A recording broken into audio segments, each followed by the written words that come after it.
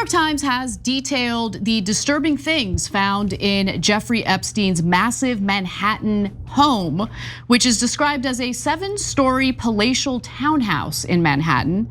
Now, the townhouse was one of 5 properties that Epstein owned, and we still don't know how the pedo college dropout became so damn wealthy. That's still a mystery. But after his release in 2009 from a Florida jail, where he served 13 months for soliciting prostitution from a teenager, the mansion served as both a personal hideaway and a salon where he could hold court with accomplished intellectuals, scientists, and financiers, according to legal records and interviews with people who frequented the home.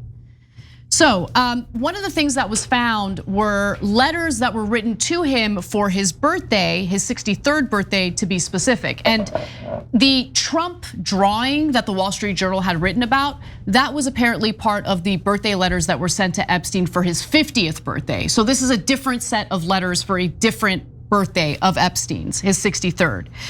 One of the letters came from former Israeli prime minister, from a former Israeli prime minister who seemed to be very close to Epstein, suspiciously close. Ehud Barak, former prime minister of Israel, and his wife noted the great diversity of guests in their letter to Epstein. Quote, "There is no limit to your curiosity," they wrote in their message, which was compiled with others in January of 2016. "You are like a closed book to many of them, but you know everything about everyone." Why did they write this stuff down? Isn't that amazing? I mean, this is now the 2nd or 3rd story we've covered where these powerful people are like, oh, including Donald Trump, oh, we know you like them young and you have all the secrets, just please don't tell it. Why are you writing it down? It's amazing. So Epstein preserved a map of Israel drawn on a chalkboard with Mr. Barak's signature, according to a photo reviewed by the New York Times. More on that in just a moment. Oh yeah, no, don't say it, don't say it. It's definitely not Israel. It's definitely not, I mean, he has a map of Israel in there. No, but it's not Israel, okay. I would bet money it's Israel. In their typed letter, Barak and his wife hailed Epstein as a collector of people. Ugh. Who says that? Like what does that mean exactly? But there's more. So just quickly going back to the map of Israel drawn on a chalkboard with Barak's signature, there were other things found. So in 2021, Vanity Fair had a fantastic piece detailing other things about Epstein, but more importantly, that Epstein invested $1 million in one of Barak's business ventures. Barak reportedly visited the East 66th Street condo building. Alan Dershowitz said he once arrived at Epstein's townhouse as Epstein and Barak were wrapping up lunch. On a chalkboard, Barak had drawn a map of how the West Bank should be divided. But it's definitely not Israel. It can't be Israel.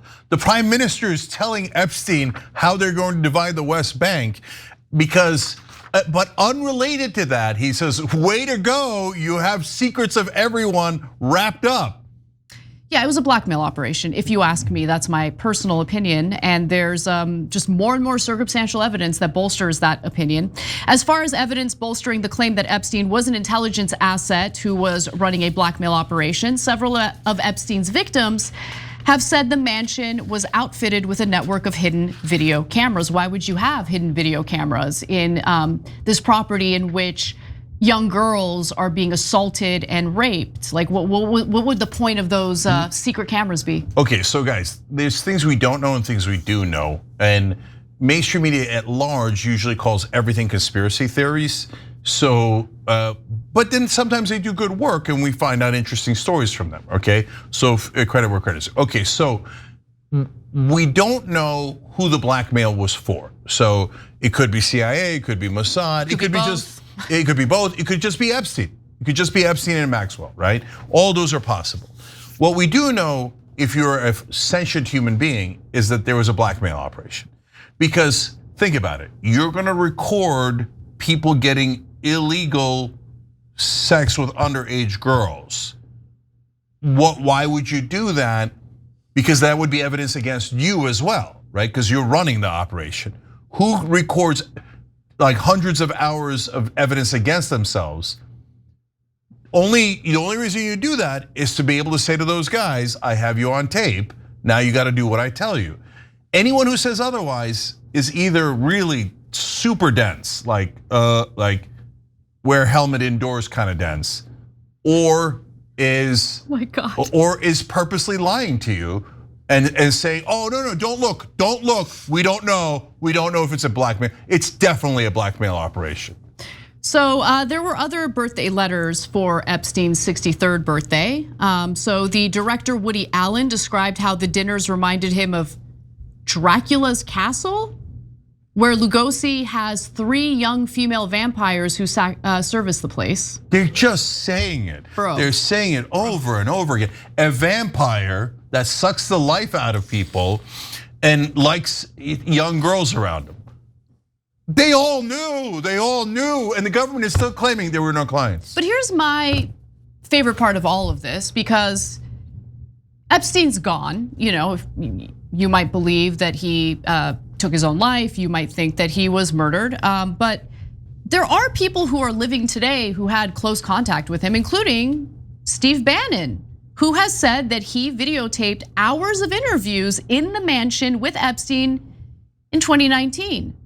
Framed photos of Bannon, including a mirror selfie snapped by Epstein, were kept in at least 2 rooms in the mansion. So Bannon has said on the record that he thinks the Epstein files should be released. And Bannon, if you genuinely think that, how about you release your files? Yeah, wait a minute. Why don't we have Bannon's tapes? Interviews? What happened? No, that's insanity. Why don't we have Bannon's tapes? Mr. I'm gonna take down the establishment. I'm a populist. Oh yeah. Well, by the way, we should have an authoritarian leader. Wait, what? Okay. Oh, democracy is not that big a deal. Okay, let's just. Hey, brother. Yeah. All your BS about populism. Where's the goddamn tapes? Yeah, let's see. Where's the goddamn tapes? Why don't you show them what's in the tapes that you don't want to? Okay, guys, think about it. Even if you're hardcore MAGA and you love Bannon and Trump, okay? If he has interesting information on the tapes, why wouldn't Bannon release them? That's exactly right. Okay, the only reason, even if it was mildly interesting, he does a show, he wants more people to watch, he wants more attention. Even if it's like relatively dull, you would release them, right? Oh, I have Epstein tapes, everybody would come watch. Literally the entire internet would come watch, right? The only reason not to release them is if it has incriminating evidence against Steve Bannon or his allies. Donald Trump. Why were there photos of Bannon in not 1, but 2 separate rooms in this property? Why? Anyway, all right, well that's, those are the birthday letters, those are the various, public figures who are kind of implicated in what was found in this property. But there was also creepy stuff found on the property as well. Dozens of framed prosthetic eyeballs lined the entryway. A sculpture of a woman wearing a bridal gown and clutching a rope was suspended in a central atrium. Now the photo, we can't use the photo, we don't have permission to do so, but if you go to the New York Times piece, they have the photos available for you to look at. We'll include a link in the description box for anyone who's interested. Now in the office, according to photos reviewed by the Times, Epstein showcased a green first edition of Lolita, the 1955 novel in which an intellectual develops a sexual obsession with a 12-year-old girl and repeatedly rapes her. By the way, all of these, let me just ask you something. All of these powerful people are hobnobbing with Jeffrey Epstein, scientists, financiers, all these people, and they see all of this like disturbing stuff in this property. And they didn't know that this guy was a creep. They didn't know, like, you didn't ask any questions. The Lolita book didn't make you consider the red flags here. Well, I mean, they did. Like Bill, I'm sorry, but Bill Clinton hanging out with this guy as much as he did, he didn't know. Yeah, no, I'm gonna go further than that. Hold on. So first of all, this is a house of horrors. Like, what's with the eyeballs? That's insanity. And I saw the picture. It's super creepy, like statue mannequin of a bride hanging for dear life on a rope. in the central atrium. You walk into the house, and the creepiest thing you've ever seen is in the middle of a young girl in despair. There's eyeballs everywhere. There's a glorious map of Greater Israel, right? There's the original.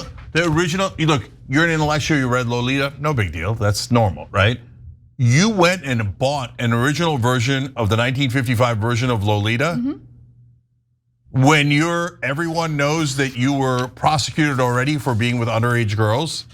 Come on. But Anna, did they know? Well, they obviously all knew because they wrote it down. They're like, oh yes, and you are with young girls. Donald Trump said, everybody knows Jeffrey Epstein likes them young. Like what? Like they're all comic book villains. I know, it's crazy. Now, I want to get to Les Wexner, okay? So the New York Times claims that Epstein bought the townhouse from billionaire Les Wexner, who owns L Brands, by the way, which includes Victoria's Secret. But Epstein's relationship with Wexner is super suspicious. It's been reported that the property was actually given to him, not sold to him, and the transaction was for $1. Vanity Fair claims, the New York Times claims, no, there's documentation showing that Epstein bought the property for $20 million. I don't know what to believe, but what I do know is that Epstein did have a weird relationship with Les Wexner. Wexner met Epstein sometime around 1986 after they were introduced by Wexner's insurance mogul friend, guy by the name of Robert Meister, whose firm handled insurance for the Limited. And then after Epstein died, Wexner seemed to claim that Epstein had stolen money from him, but never reported it to the FBI, which was strange. And Wexner even gave Epstein his mother Bella's seat on the board of the Wexner Foundation, and in fact, gave Epstein complete control of his estate, power of attorney in general, not like limited power of attorney or power of attorney over some of Wexner's finances. No, complete power of attorney. That is insane. No one does that. Billionaires don't do that. No one does that. Now, it gets worse. So, former security chief for the Limited, Jerry Merritt, recalled once asking Wexner why Epstein was so well compensated. Les just said, because I got more money than I can ever spend, said Merritt. Les gave him free reign over his checkbook.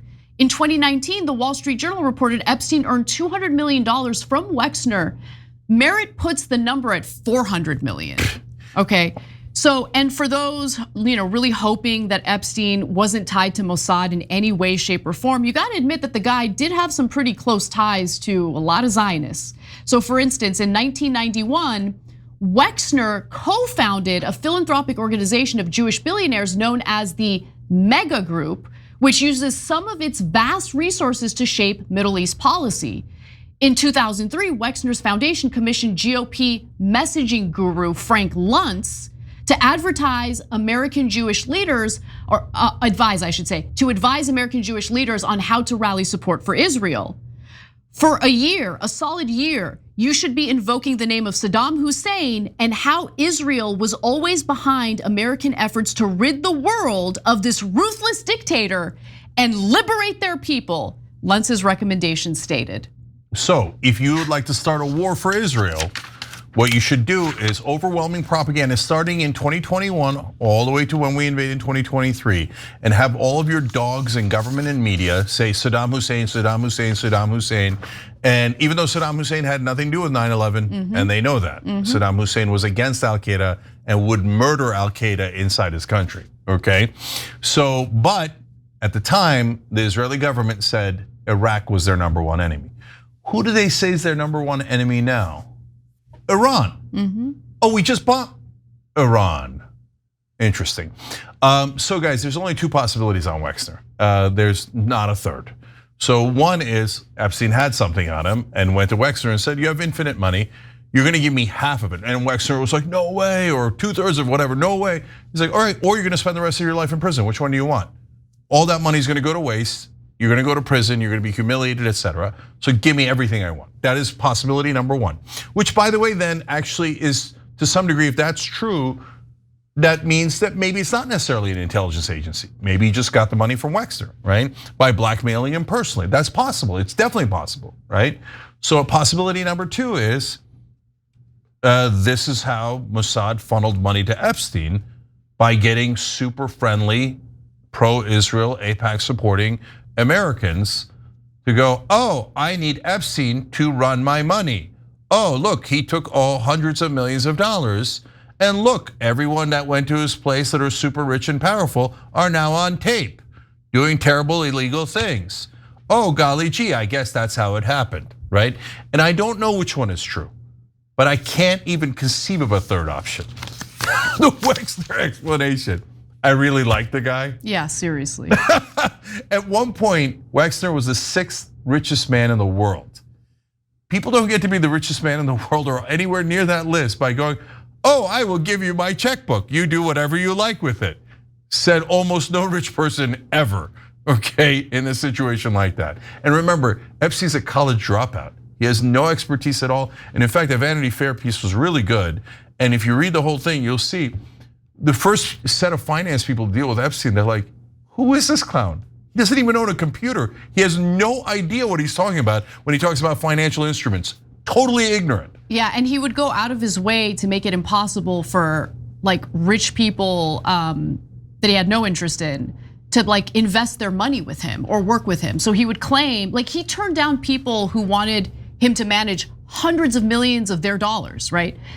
And he would argue, no, I only take clients worth $1 billion or more. Like he wasn't, in my opinion, based on those close to him who have put out statements, he wasn't actually managing people's money. Yeah, if you only told me the Wexner part of this story, yeah. I wouldn't even necessarily assume an intelligence agency. I would probably assume the reverse. I would think Epstein ran it by himself. He got rich from Wexner, and then he realized, oh, this is a great scam. And then he did it to a whole bunch of people and got richer and richer and got everything he wanted until he got caught, right? And that is definitely still plausible.